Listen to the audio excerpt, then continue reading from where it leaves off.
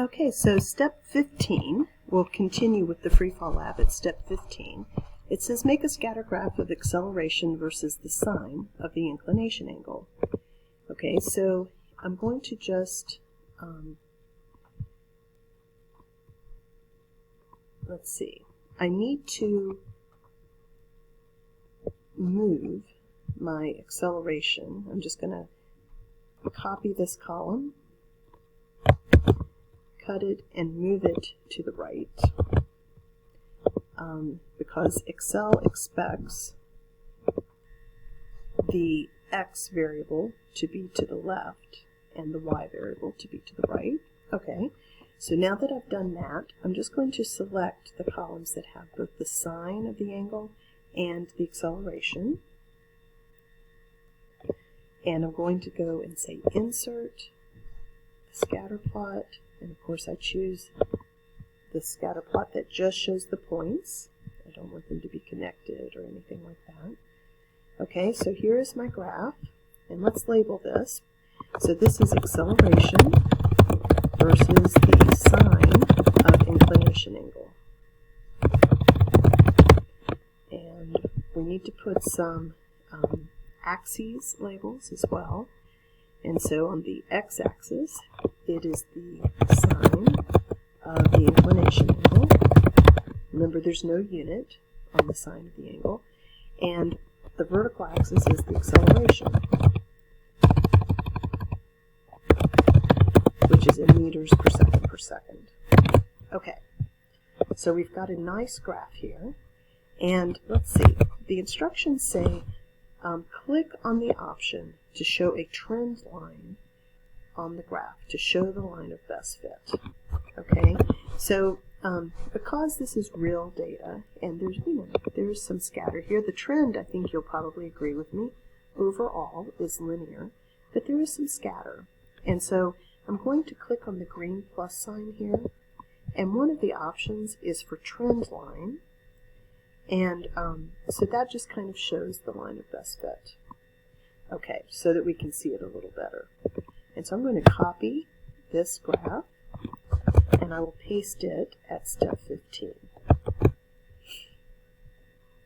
Okay, and so then it says, step 16, let's do a linear regression. We would like to write an equation that represents the line of this data, because then we can have a physics equation. But first I need to find the slope and the y-intercept.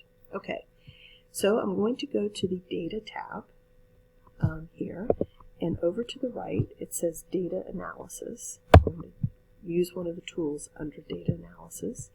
And if you will go down a couple until you see the word regression, that's the tool that we're going to use. So when you've found regression and highlighted it, say OK. Let's see, I have some previous data. I'm just going to delete that.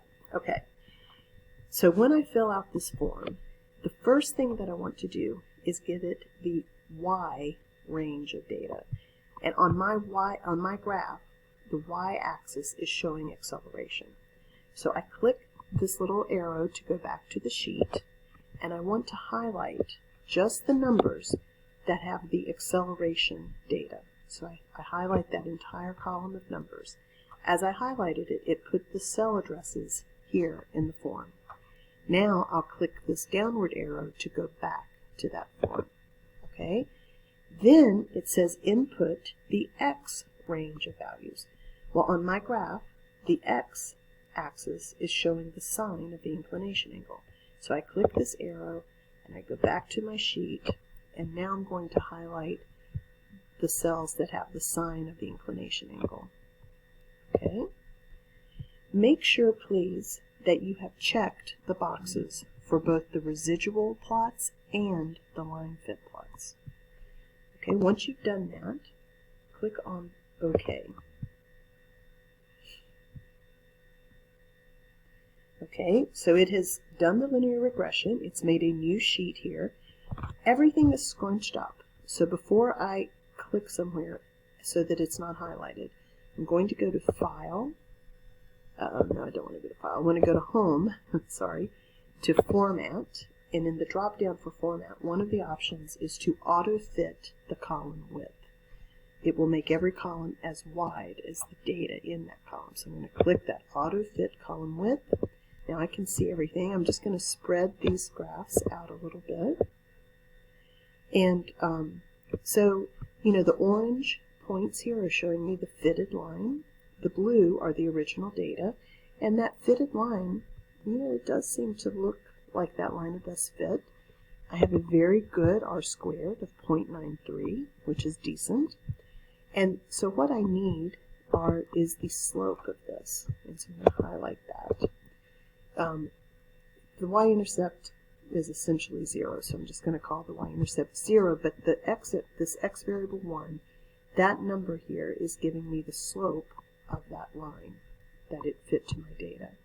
Okay, so let me snip a copy of this, and I'm going to paste that in my lab report. So I'll paste that regression here at step 16. Okay, so now I'm ready to write the physics equation for this graph. And I'll just go back and remind you that the graph is this graph right here that we created that shows the acceleration versus the sine of the inclination angle. And so in this equation, my independent variable is the sine of the inclination angle. And so I'm going to call that, as a descriptive name, just sine of theta. Okay? My dependent variable is the acceleration. And I will just call that A. Okay, so the acceleration equals that slope, which is 9.976 meters per second squared, times the sine of theta. Okay, I'm just going to ignore the y-intercept. It's essentially 0.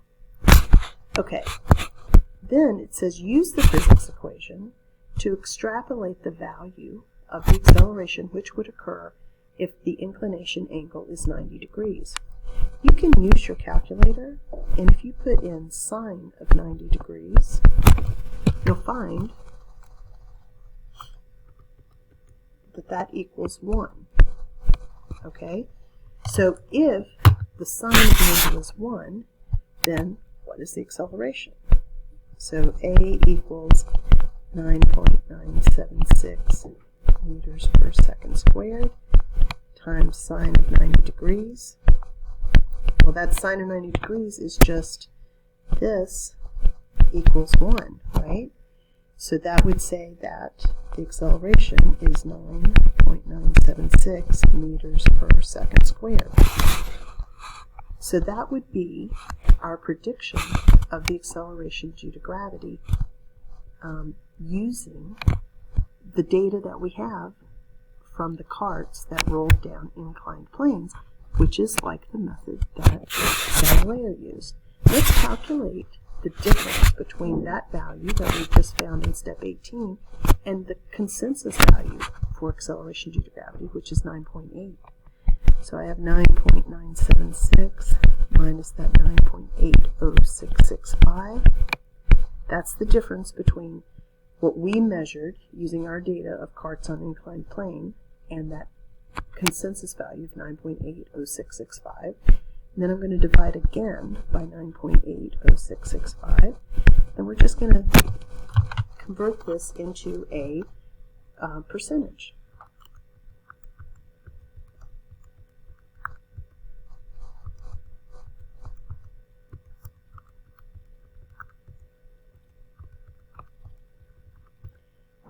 And so I just get 1.727%.